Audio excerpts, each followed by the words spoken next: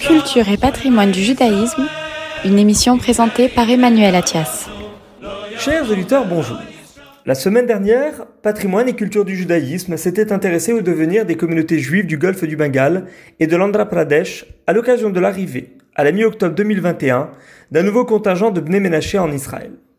Cette semaine, nous poursuivons notre découverte des communautés juives d'Inde dans cette 5e chronique dédiée aux tribus perdues. N'hésitez pas à vous rendre sur ma chaîne YouTube pour les y retrouver. Principalement installées dans les villes portuaires comme Mumbai, Madras, Calcutta ou encore Cochin, les communautés historiques du sous-continent indien sont pour la plupart très anciennes. Le groupe le plus important, celui des Bnei Israël, remonterait pour sa part à l'Antiquité.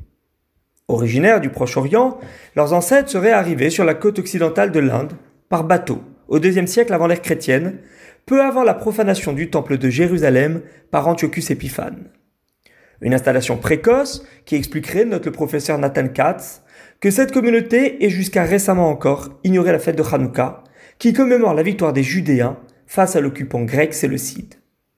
Leurs ancêtres auraient fui la terre d'Israël, explique l'anthropologue Shalva Veil de l'université hébraïque de Jérusalem, et se seraient échoués sur la côte de Konkan, puis auraient trouvé refuge dans le village de Navganon, au sud de l'actuelle métropole de Mumbai. Laissés hors du système des castes, les Bnei Israël n'ont cependant conservé que peu d'éléments de tradition, étant partis à la hâte et avant la rédaction du Talmud.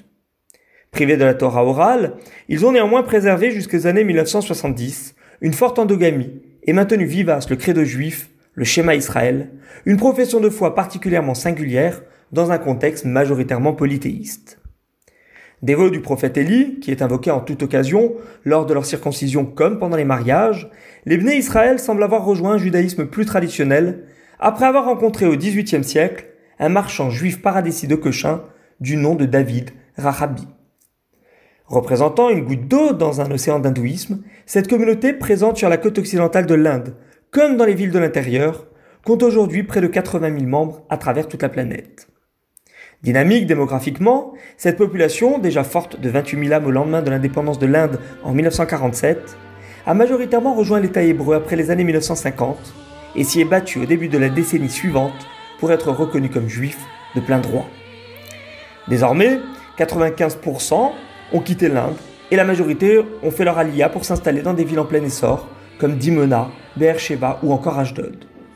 Il ne reste ainsi plus désormais que 3000 de leurs membres en Inde, principalement concentrés dans la région des origines, le Maharashtra.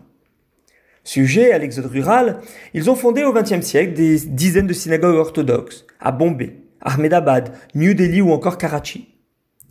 Si peu parmi elles restent fréquentées à ce jour, il en est une, à Thane, dans la banlieue de Mumbai, qui continue d'accueillir des offices religieux et fréquentés, la synagogue Shahar HaShamayim.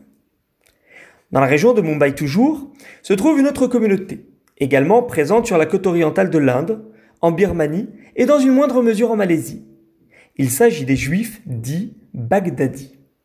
Sous cette appellation fallacieuse, peu de Juifs originaires de l'actuelle capitale de l'Irak en réalité. Arrivés dans le port de Surat, à 250 km au nord de Bombay, depuis différentes villes du Moyen-Orient, des marchands juifs d'origine syrienne, irakienne, perse comme yéménite, sont peu à peu devenus dans toutes les cités asiatiques sous influence britannique des acteurs clés du commerce et de l'entrepreneuriat. Présents à Calcutta, à Mumbai comme à Rangoon et à Singapour, les Juifs baghdadis devaient au XIXe siècle s'arroger un quasi-monopole sur le commerce du thé, de l'opium, du tabac comme des étoffes. Cette communauté, qui ne fut jamais vraiment indienne à proprement parler, continua d'échanger en arabe, de se vêtir à l'arabe et de manger à l'oriental des plats syriens comme irakiens. Parmi les célèbres familles issues de ce monde, il convient de citer les Sassoon, dont l'opulence financière devint même légendaire.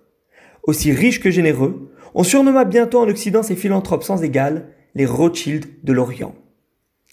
Plus au sud, enfin, dans l'état du Kerala, se trouve la célèbre communauté des Juifs de Cochin. Ou plutôt, devrait-on dire, se trouvent les communautés de Juifs de Cochin. En effet, il convient de distinguer deux populations longtemps restées éloignées l'une de l'autre, bien qu'installées sur un territoire identique. D'une part, les paradésis, littéralement les étrangers, qui sont également appelés les Cochinois blancs du fait de leurs origines européennes.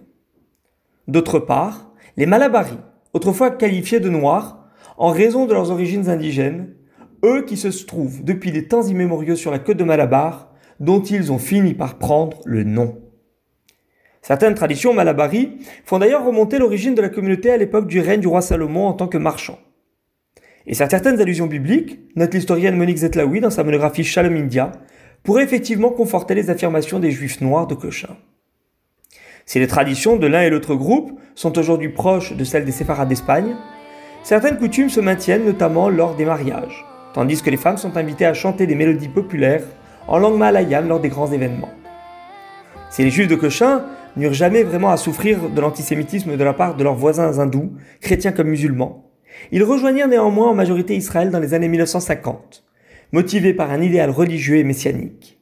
De sorte que 8000 d'entre eux vivent aujourd'hui en Terre Sainte, contre une poignée seulement répartie à travers tout le Kerala. Patrimoine et culture du judaïsme espère vous avoir permis de voyager un peu et vous invite à consulter la bibliographie placée comme chaque semaine sous le podcast de cette chronique.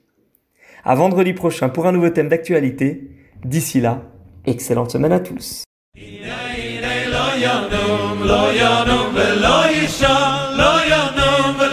Culture et patrimoine du judaïsme, une émission présentée par Emmanuel Attias.